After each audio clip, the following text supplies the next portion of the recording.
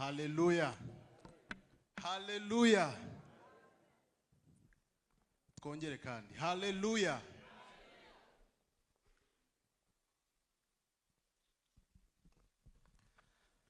Ndashima Imana ko iduhaye umwanya kugira ngo twumve ijambo ryayo. Ndashimira kandi ubuyobozi bayobozi banjye bashimye ko uyu munsi ari ngewe waza gusangira amagambo atarayanjye ariko amagambo y'Imana. Hallelujah. Hallelujah. Ndabashimiye. Hanyuma rero umwanya mfite ukungana ndaza gusaba abayobozi banyemerere mukoreshe igice cya mbere ndaba umwarimu ndanabaza ariko aho ndi bubaze ndabaza abagenzi banjye tubana mu murimo. Mwitegure rero microphone Gatete uyishyire hafi. Ni ibibazo byoroshye ariko. Hallelujah. Hallelujah. Hallelujah. Teme dufite iravuga ngo kwihana no kubabarirwa ibyaha. Kwihana no kubabarirwa ibyaha. Umuryango utwinjiza mu bwami bw'Imana. Ngira ngo sinibeshye. Niyo teme bampaye. Hanyuma na amagambo ari muri Luka igice cya 24 murongo wa 47 kugeza ku wa 48. Hallelujah. Nkunda rero kwiga ijambo ry'Imana ariko nkakunda no kumva ijambo ku ijambo. Kubera ko iyo wumvishe nabi ubaho nabi. Siko bimeze se? Muzehe nyakwigendera Pastor Mpyisi ahantu nigaga yajyaga aza kutwigisha, noneho ndakoresha amagambo yakoreshaga ntabwo ari ayanjye, akavuga ngo iyo wize Bibiliya nabi cyangwa iyo uriye nabi ngo igutera ubwangati. Niseguye kubera ko nyine uba wariye, iyo wariye indyo mbi namwe murabizi biba. Twiga icyo gihe ntabwo nabyumvaga. Ntabwo numvaga ko umuntu ashobora kurya nabi ijambo ry'Imana rigatuma abaho nabi. Reka dusome ayo magambo muri Luka igice cya 24 umurongo wa 47 kugeza ku wa 48.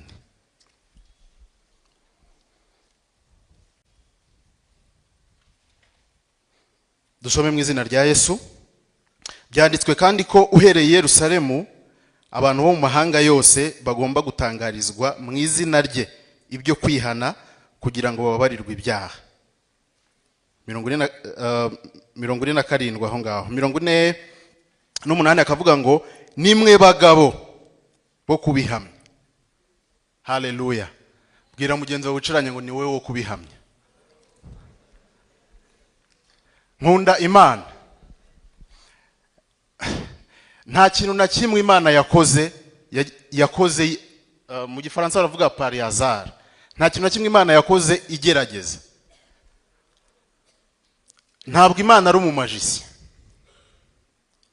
Imana ijya guhindura Abrahamu yarabanje muhindurira izina. Hallelujah. Sinzi nimba hari umuntu wabitekerejeho kubera iki Imana yabanje guhindura izina rya Abrahamu. Mwibuke ko yabanje guhindura imyumvire ye n'imitekerereze ye. No kuvuga ngo yabanje kwitwa ise w'amahanga, sekuruza w'amahanga ataragira umwana. Hallelujah.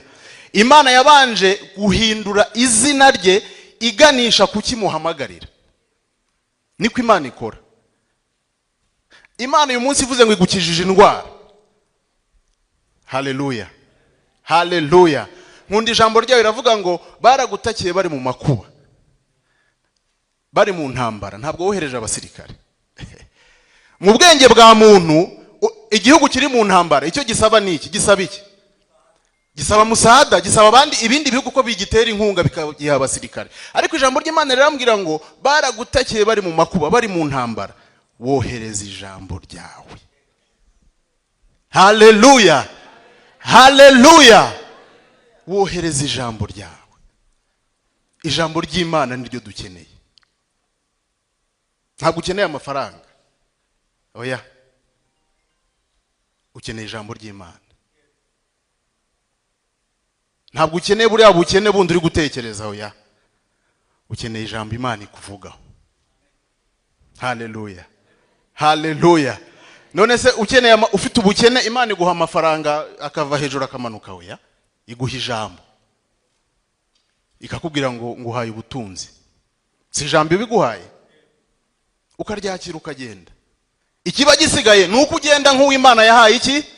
Ubutunzi. Nuko ugenda nka Abrahamu muri quartier baramuhamagaraga, sekuruza w'amahanga, akireba, ninge bari guhamagara, nditwa iryo zina gute ntarabona umwana. Ariko Abrahamu yagombaga kubanza imyumvire y'ikabanza igakubitwa hasi, imyumvire y'ubugumbi ikabanza igakubitwa hasi, kugira ngo Imana ikore.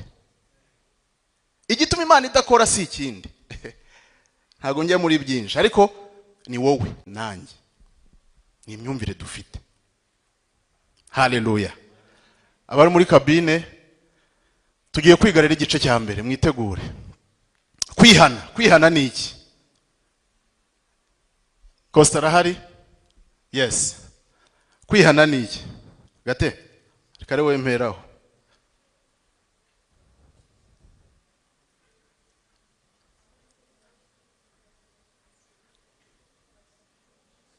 Aha, kwihana ni iki?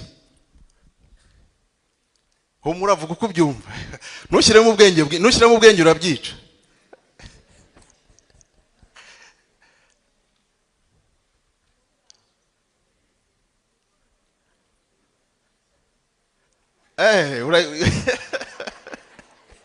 Okay, subiza ndavuga, ndasubiramo.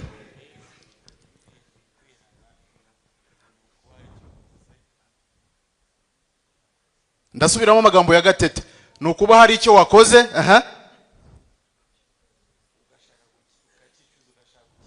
ukakicuza ugashaka kukireka. Yego? Tumukomera amashyi Gatete. Ari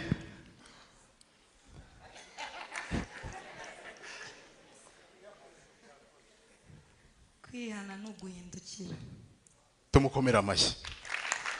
Haleluya. Kwihana no guhindukira. Narebaga hano, ndahindukiye ndebye hano. Munyemerere ndihuta, ndi umunyamategeko. Iyo hari itegeko ryasohotse bakavuga ngo guhera uyu munsi umuntu wese uzakora inzoga z'inkorano azaba akoze icyaha. Iryo tegeko rirahari. Reka mbaze, hagati y'icyo cyaha cyo gukora inzoga z'inkorano ni itegeko, ni iki cyaje mbere?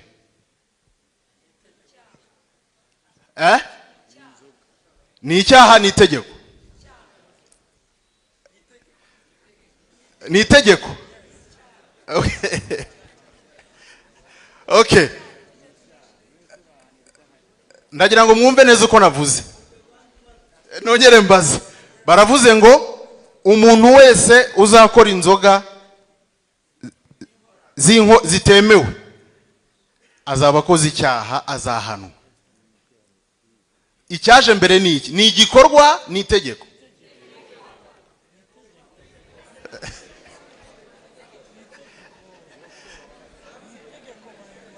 Juriste no.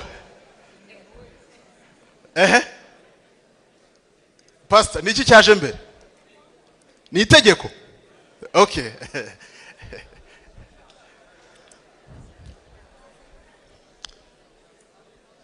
Murekeraho, muhe mwarimu umwanya. Icyaje mbere ni igikorwa. Hanyuma itegeko ryaje kugihindura icyaha. umuntu wanywaga inzoga yikoreye nta cyaha cyari gihari, itegeko ritaragira gute, ritaraza. Byabaye icyaha umunsi itegeko ryaraye rigize gute, ritowe rigasohoka. Kandi kuna amategeko ari meza. Inteko ishinga amategeko y'u Rwanda ari ishyiraho amategeko iba ni Kacyiru ni Kimihurura buriye.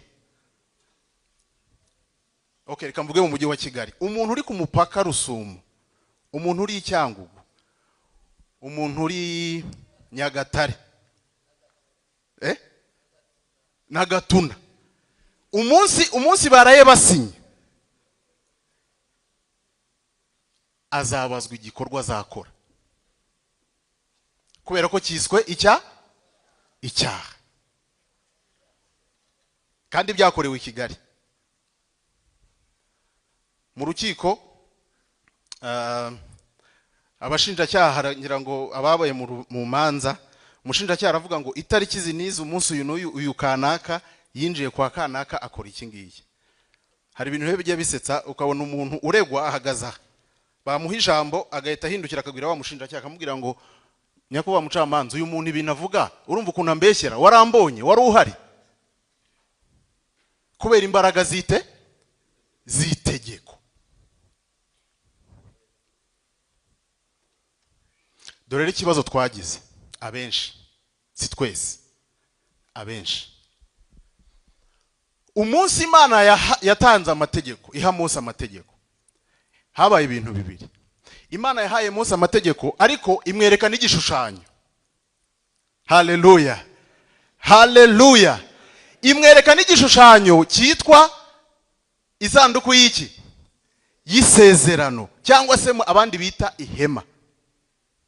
Kubera iki Imana yabikoze? Nuko Imana yari izi ko ngewe nawe tuzibeshya, tukibeshya ko tuzakomeza iki, amategeko. Imana ishyiraho uburyo bwo kugira ngo dukire uwo muvumo uzanwa n'iki, n'amategeko. Umuntu wese uzakora ikibujijwe agomba kugenda agakora kimwe, bibiri, bitatu. Agomba gutamba igitambo, amaraso akagera gute, akameneka. Kuko Imana yaravuze ngo nta kubabarirwa ibyaha hatabayeho kumeneka iki, amaraso. Haleluya. Reka dukomere Imana amashyi ku bikorwa yakoze gikomeye. Imana yari bizi ko ngewe nawe tutazabishobora, iducira inzira. Iravuga ngo nuhura n'ibyago ukagwa mu ikosa, ntiwihebe, hari uburyo nshyizeho. Haleluya. Umva rero ibintu by'Imana ukuntu bitangaje. Bwa buryo ishyizeho nabwo buri mu buryo bw'abantu, mu myumvire y'abantu, nabwo ntibwumvikana. Nisha umuntu,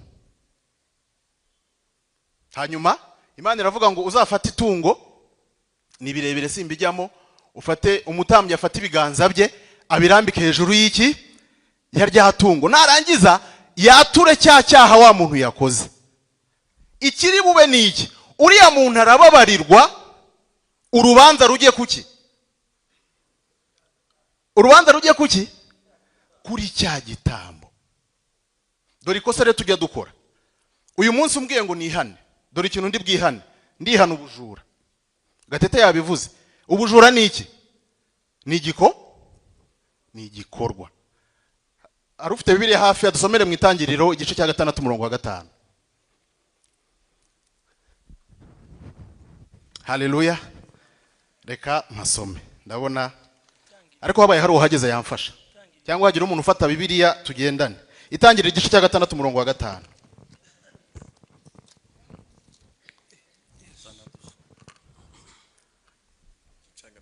Okay, ariko hagira umuntu ufata Bibiliya tuze kugendana. Reka mpasome. Uhoraho abona ko abantu bo mu isi bakabije gukora ibibi, barushije gukora iki, ibibi, ibikorwa.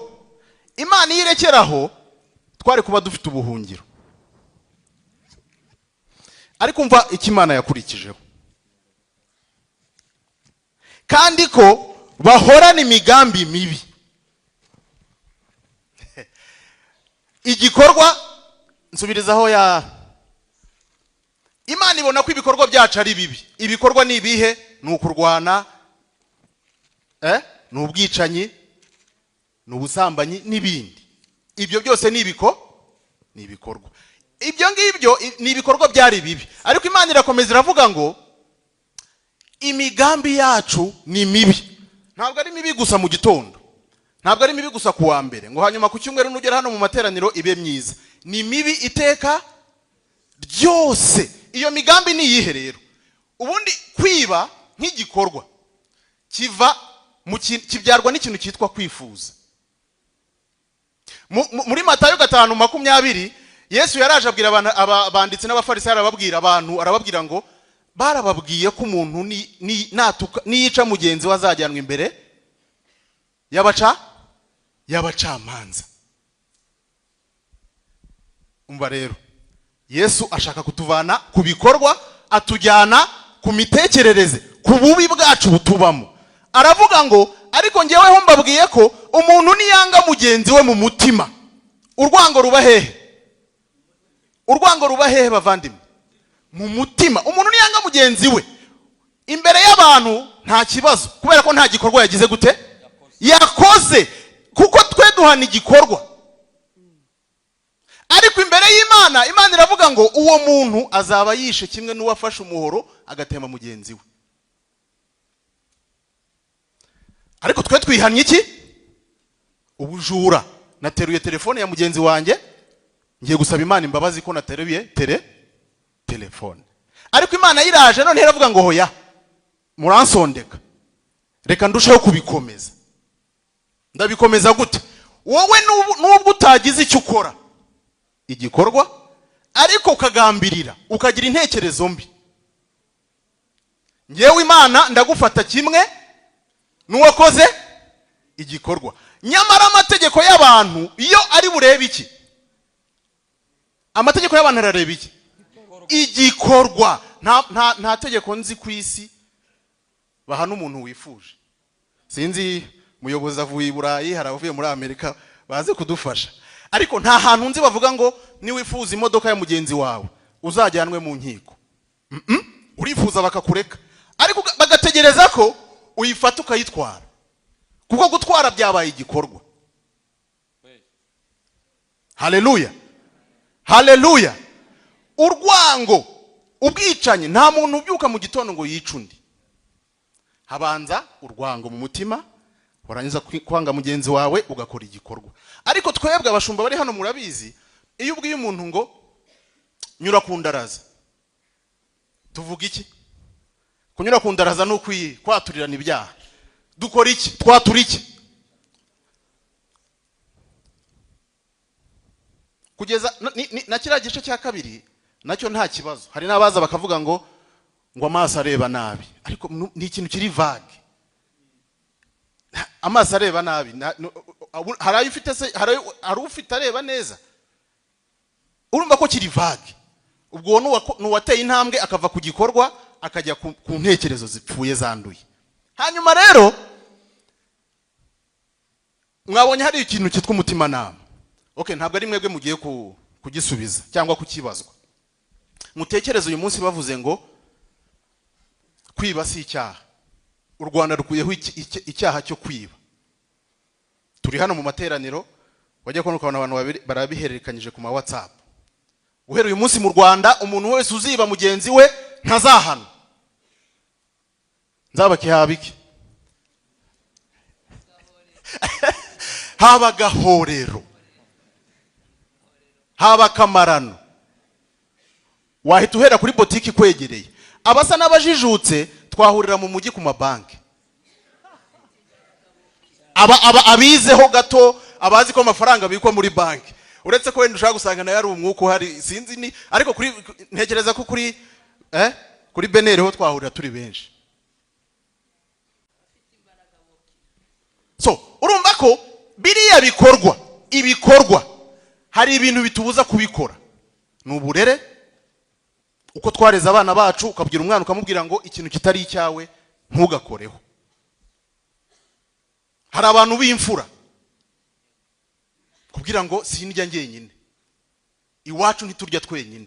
Noneho tukabyitiranya no gukizwa, kubera ko umuntu yitwa imfura, kubera ko umuntu agenda gutya, twe tugahita tuvuga ngo uriya muntu arakijijwe. Ariko ikimubuza gukora biriya ni uburere, ni umutima nama. Iyo umuntu agiye kwiba, ikintu cya mbere atekereza aravuga ngo nibaramuka bambonye, ntububujijwe, hari ijwi riba rikubujije ariko ukarengaho ukabikora. Ibyo ngibyo iyo binaniranye, hari abatinya amategeko y'igihugu, akakubwira ngo niwiba bakagufata uzafungwa imyaka 25. Umuntu agatinya gusa kwiba kubera ko atinya gufungwa. Ikibazo Imana ifitanye n'umuntu ni ikihe? Ikibazo Imana ifitanye nanjye nawe ni ikihe, n'abandi bantu bose bari ku isi? Ni ikintu cyitwa icyaha. Munyemerere twemeranywe ko icyaha si biriya bikorwa. Oya, icyaha ni kariya kantu mwabonye, nuko twakagize kanini, ni hare nyine handitse icyaha. Twabonye ko kiriya kintu cyitwa icyaha nicyo kibyara kwifuza, kubera mu mutima, kwifuza kukabyara kwiba. Kiriya cyaha nicyo kibyara urwango, biracyari mu mutima, urwango rukabyara ubwicanyi. Kwifuza niko kubyara icyaha, nicyo kibyara irari, irari rikabyara ubusambanyi. Abenshi twigishijwe kwihana biriya bikorwa, ariko ntitwabwiwe igitera gukora biriya bikorwa.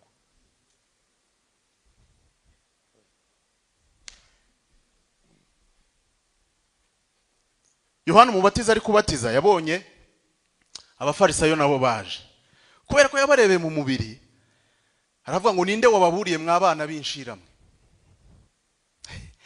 ngo dore intorezo iracyatyaye, baraza gutema ibiti.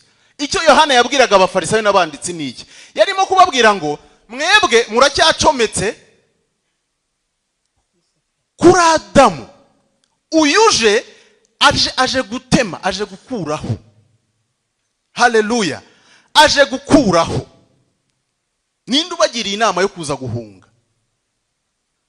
Kuko Yesu icyo yaje gukora ntabwo yaje gukuraho biriya bikorwa.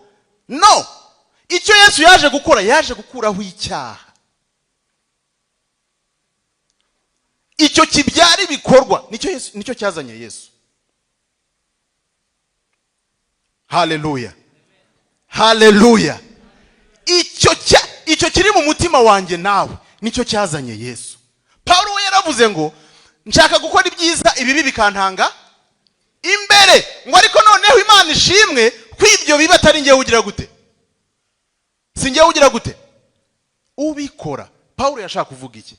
Yashaka kuvuga ko muri we harimo akamarano nka kariya Nzabakiza yavuze. Hari ikintu kimubwira ngo gira neza, ariko kisanga yakoze nabi. Icyo rero gituma akora nabi nicyo Yesu yaje gukuraho. Haleluya. Iyo mitekerereze ipfuye ituma ukora nabi niyo Yesu yaje gukuraho. Kandi kabari gato cyane. Mu Buyapani 2015, abaza amateka murabizi ko Buyapani ari cyo gihugu cya mbere kigira imitingito myinshi. Igihugu cyaravuze ngo kubera ko imitingito yabaye ubuhahirane burahagarara, imihanda iracika, ibiraro bikangirika. Baravuga ngo reka dushora amafaranga mu kubaka ibiraro bikomeye, ku buryo umutingito wose uzaza uko uzabungana ibiraro bitazanyeganyega. Bashora amafaranga, abenjeniyeri baraza bubaka ibiraro. Ibaza nawe kiraro gishobora kuba cyava nkano kikagera ihuye, urumva inkingi gishobora kubifasha icyo kiraro. Mu kubaka ibyo biraro, iyo nkuru nayitekerejeho, mujya mubona ahantu bari kumena beto, mubona ukuntu baba bari kuririmba, bazana basuka. Mu kubaka ibyo biraro, inkingi imwe umuntu aribeshya asigamo igiti cya santimetero cya metero imwe. Namwe mwumve, ntabwo ari inkingi nkizi, ni inkingi zifasha ikiraro kiva hano kikagera simbizi. Cya giti cya metero imwe bibagirwe muri ya nkingi, umutingito uje gituma ikiraro cyose kigwa. Bajye gukora iperereza basanga icyatumye bya biraro bigwa kandi leta yarabishoyemo amafaranga ni icyo giti cya metero imwe bibagiriwe mu nkingi. Nashatse kumva neza uwabikoze uko yatekerezaga. Yaravugaga ati igiti cya metero imwe mu nkingi ingana ntacyo gitwaye. Haleluya. Iki giti ntacyo gitwaye ugereranyije n'inkingi umuntu atahobera ngo ayiheze cyangwa abantu 10. Ariko kakantu gato yibagiriwemo niko katumye umujyi wose, igihugu cyose kijya muri kawo. Dore rero uko tumeze. Ngewe sinsambana. Bafata umuntu bamucisha hariya ko yasambanye, ngewe nkahita nca urubanza imbere y'abantu. Nibyo ufite ukuri. Ngewe siniba, bafata umuntu uko yibye nkaca urubanza. Ariko imbere y'Imana, Imana yikambwira ngo Emi, buretse gato. Nibyo imbere y'abantu, mu nkiko z'abantu ntabwo wiba. Amafaranga baguhe ku kazu yakoresha neza ukayagarura. Perfect. Ntidufite imfurara, ntidufite abantu b'imfura b'inyangamugayo. Ariko abo bantu b'inyangamugayo imbere y'Imana ntibikora. Imana ikakubwira ngo Emi, nubwo utateruye amafaranga ariko wayifuje. Kandi nta gitangaza kirimo, kuko Bibiliya yambwiye ngo imitekerereze yacu ni mibi kandi iteka ryose mpora ntekereza ikibi. Haleluya. Niyo mpamvu amategeko yaje kugira ngo twese tumanike iki? Amaboko. Ntabwo dushoboye. He kugira n'umwe wirarira ku wundi. Murekeraho guca imanza. Niyo mpamvu tutavuga n'ubutumwa. Muzarebe niyo tugiye kuvuga ubutumwa, utangira kubwiriza umuntu, ikibazo cya mbere ahita kubaza, wanga mu barokore ngo nose ko nta myenda mfite. Muri Mariko igice cya 7:20 natangaye. Bibiliya yavuze ngo mu mitima yacu kubera ko nta kindi kiza kibamo. Nihagira umuntu usomera 7:20. Mariko. Soze igice cya mbere, iminota mike isigaye.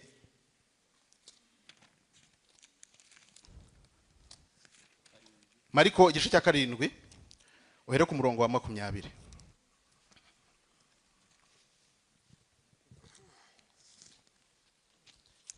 Mariko 7 murongo wa 20. Yego. Aravuga ati ibiva mu muntu nibyo bimuhumanya. Ibiva mu muntu nibyo bigira gute? Buretse nukuvuga ngo dukurikije yashema, ikimpumanya si igikorwa nakoze. Ikimpumanya ni ikindimo, ni igitekerezo kindimo. Automatically twese imbere y'Imana dutsinzwe n'urubanza. Komeza muvande. Kuko mu mitima y'abantu havamo imigambi mibi. Mu mitima y'abantu havamo imigambi mibi gusa. Komeza. Guheheta no gusambana, kwiba no kwica, kwifuza kubi no kugira nabi, uburiganya n'iby'isoni nke, ijisho ribi n'ibitutsi, ubwibone n'ubupfu. Ibyo bibi byose biva mu muntu nibyo bimuhumanya. Ikingira mubi, ikimpumanya si uko nateruye ikintu cy'abandi. No, ikimpumanya nuko intekerezo zanjye mu mutima wanjye ni habi. Ariko uzarebe twese turi inosa. Twese tuza hano umuntu akamanika amaboko agahumuriza akarira ku buryo ushaka kumureba ukamwibeshyaho. Haleluya. Kandi twibuke ko ibyaha tubarwaho si ibyo dukora, ibyaha tubarwaho naho dukomoka. Bibiliya ivuga ngo kubw'igicumuro cy'umwe ari we Adamu, abantu bose bahindutse abanyabyaha. No kubwo gukiranuka kumwe ari we Yesu Kristo, twese abamwizera twahindutse abakiranutsi. Bishatse kuvuga iki? Bishatse kuvuga ko ntukirebe ngo wiyite intungane kubera kutiba udasambana. Ibyo ni ibikorwa. Uziyite intungane cyangwa umunyabyaha bitewe naho ucometse, naho ukomoka. Nguko kwihana nuguhindukira, nukureka kwibeshya, nukureka kwibwira ko wowe hari icyo urusha abandi ukurikije biriya bikorwa. Haleluya. Reka mbaho urugero ruto. Tubaye abanyakuri, nturira ko twicaye hano twese twoze twambaye neza. Hari haturutse umuntu, reka mvuga itsinda ry'abantu nka 40 bambaye nabi, bambaye ibintu bicitse. Abantu ba mbere bagira ikibazo n'aba protocole. baryana inzara bakavuga ati abantu mubacunge neza. Nyambo ndabeshya? Mubacunge neza n'abajura. Kuko twarebeye Yesu yabwiye abafarisayo n'abanditsi arababwira ngo muri abapfu, muri ibipfu, kubera ko mwoza inyuma hanyuma mugasiga imbere, kandi twabonye ko ibibi byose bituruka imbere. Umva uwo murongo kuntu usozwa. Yesu arababwira ngo iyo nza kuba mwebwe nari koza inyuma, nari koza imbere, inyuma hakikora, inyuma hahita hasa neza. Iyo wogeje imbere, inyuma, niko Bibiliya ivuga. Bibiliya ivuga ngo mwari koza imbere, inyuma hakikora. Haleluya, haleluya. Mbabwiza ukuri, nta muntu wumvisha ubutumwa bwiza ugira umwanda. Ubutumwa bwiza ni package. Ndavuga bwiza. Nta muntu wumvisha ubutumwa bwiza utoga ngo yiteho. Ariko twe turabicurika. Turabanza tukabwira abantu ko Imana ikunda abantu basa neza hehe? Inyuma.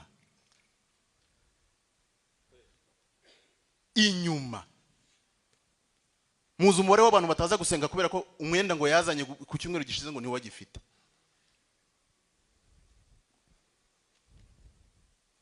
Icyo cyiciro tukigarukirije aho ngaho. Tubwire abantu ibyo kwihana. Barihana iki? Nujya kubwiriza abantu ukababwira ko bihana kunywa inzoga, you're wrong. Bazabireka, ariko wibuke ko umuhaye amakuru atuzuye. Uzamubwire yihana ububi bwe, ni mubi kandi ni mubiteka ryose. Nasobanukirwa ko ari mubi, azamenya uko yitwara.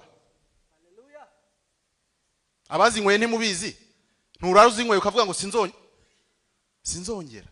Hari uwo nzi yaragiye arasengera akajya afata ATM yakajya ku cyuma karitira, mu gitondo arayivuna ngo imukoresha ibyaha, ngo ituma sesagura. Ntabwo ari byo. Ntabwo ari byo. Umunyarwanda yaravuze ngo wiruka ikikwirukaho ntiwiruka ikikwirukamo. Ikibazo ni imbere harwaye, ntabwo ikibazo ari ibikorwa ukora. Twoza imbere, twemere ko turi abanyantege nke, twemere ko tudashoboye, he kugira wirata ku wundi. Gisubizo, nkunda iyo umuntu ambwiye izina rye ndabikunda. Turi igisubizo. Uyu murongo ni uwacu. Isi irarushye bavandimwe. Muza abantu babetinga, muza abantu bukene bwishe kubera gubetinga. Arabetinga kubera iki? Arashaka ubukire bwihuse. Kandi mu gitondo aravuga ngo sinzongera. Inziga shira, amasamba akagurisha. Kubera iki? Ari gushaka kuba mwiza, ari gushaka kwiha imbaraga adafite. Nyamara yakamanitse amaboko. Amategeko aratubwira ngo mumanike amaboko, we surrender. Niba uri umurokoro ukabukirwana, ugifite agatuza ko kurwana, ngewe sindimo. Ngiye kubereka uko turwana rero. Haleluya, haleluya, haleluya, haleluya. Oh haleluya. Abakijijwe muri hano, dore intambara turwana. Haleluya. Ntitubonye ko intekerezo zacu ari mbi kandi iteka. Umubwiriza we yaravuze ngo abantu bose bo ku isi nabasazi. Bose hatavuyemo n'umwe. Twese tugira ibisazi muri twebwe. Dore rero ko turwana. Yesu ikintu cya mbere yakoze, igitangaza cya mbere yakoze, hari mu bukwe bwa hehe? Bw'Ikana. Byagenze bite? Baraje baramubwira ngo vino yashize, gira icyo ukora. Mariya aramubwira ati gira icyo. Aramubwira ati mubyeyi ko igihe cyanjye itaragira biragenda gute? Ariko Mariya agenda abwira abahereza arababwira ati icyo ababwira cyose mugire gute? Ntimukore ibyo mwebwe mutekereza, mukora ibyo yababwiye. Reka mbabaze, abantu bagiye guhereza amazi, abantu bafashe bya bibindi, bahaye abantu amazi, bahaye abantu vino. Babahaye amazi, byahindutse vino ryari igihe abantu batangiye kunywa. Ikibazo ngewe nawe dufite nuko turacyafata ijambo ry'Imana tugashaka kurihuza n'ibitekerezo byacu bipfuye. Kandi ijambo ry'Imana ryatubwiye ngo ni bibi kandi ni bibiteka. Ninde muri mwebwe wafata gahinja akavuga ngo mbega kanyabyaha? wabyaye akanyabyaha k'inzobe, wabyaye akanyabyaha k'agahungu, wabyaye akanyabyaha kirabura. Ninde wabikora? Ariko Bibiliya ni kwivuga iravuga ngo twese tuvuka twanduye turi babi.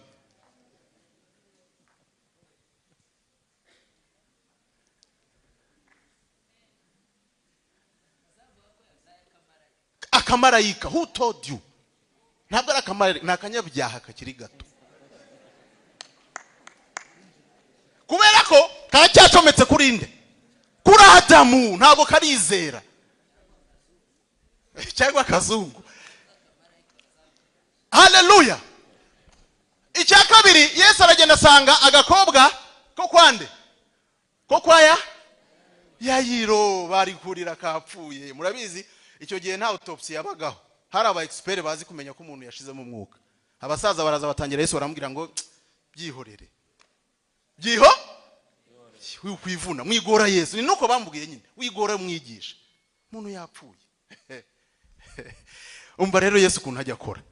Mwibuke ko intekerezo zacu ziranduye kandi zanduye iteka imbere y'abantu. Kada kana kari kapfuye, ntabwo babeshyaga, kari kapfuye, ariko imbere ya Yesu kari gasinziriye. Ikimenyemenye n'ikimenyetso, ntabwo Yesu yakabwiye ngo zuka, yarakabwiye ngo mukobwa kanguka. Haleluya, haleluya. Sigaho kuvuga amagambo yawe, vuga amagambo y'Imana.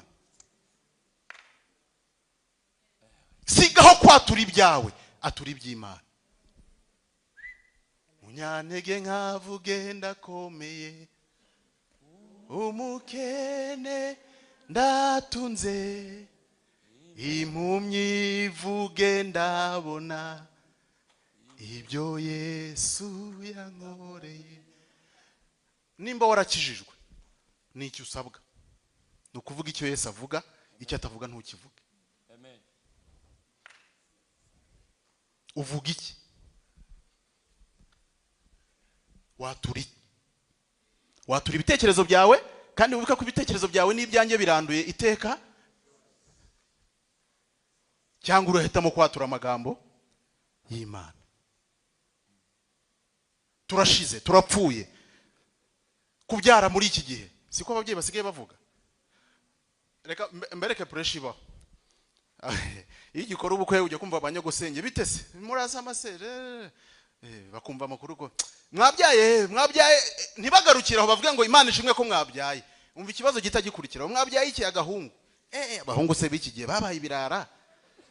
Baba we, ubuso uzashobora kurera. Wabyara umukobwa ngo ngo abakobwa biki gihe ngo uzababasha se? Noneho nawe ugasanga uri umurokore, niyo ndirimbo uririmba. Umwana yakora ikosa, uzareba uyu mwana akoze ikosa, tubwizanyije ukuri. Niki kikuza mu bitekerezo? Bya bitekerezo byanjye n'ibyawe byanduye. Iyo umwana atinze gutaha, uhita uvuga ati birarangiye, aragiye kabaye. Soza ni byinshi, ariko intambara turwana mu magambo make, twige kuvuga icyo Imana ivuga, ikitavuga duceceke.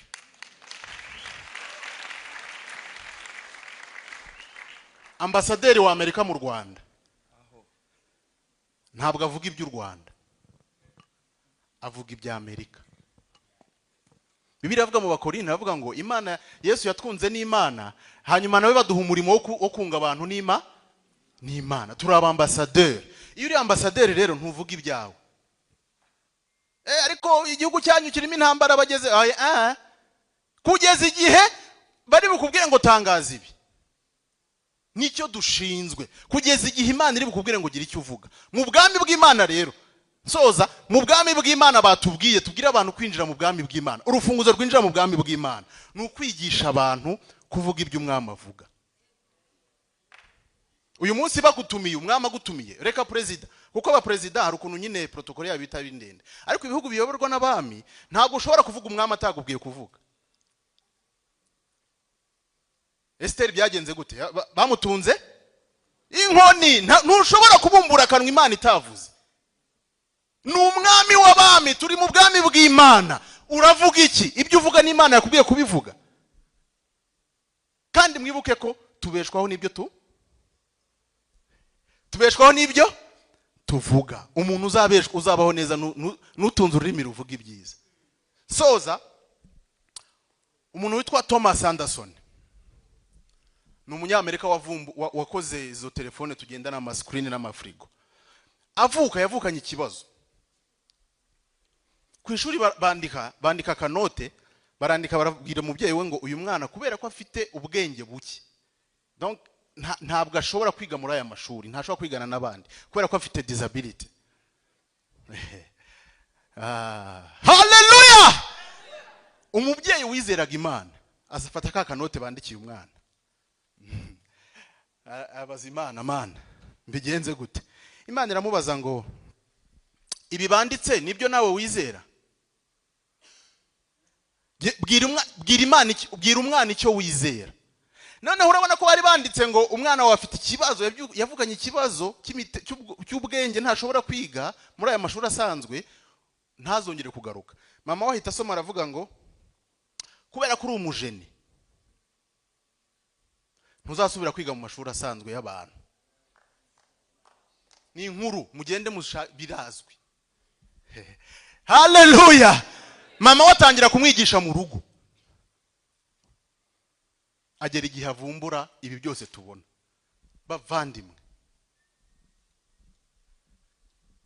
Bavandimwe bakozi b'Imana dukorana uyu murimo, muzi igituma tutavuga ubutumwa? Nuko tujya kubwira abantu ibyo natwe tudashobora. Tujya kubwira abantu bya bikorwa, kwiba nibi bintu ukibe, ukibuka ko nawe kubeshya nibi nawe ukibuka ko. Hallelujah! Hallelujah!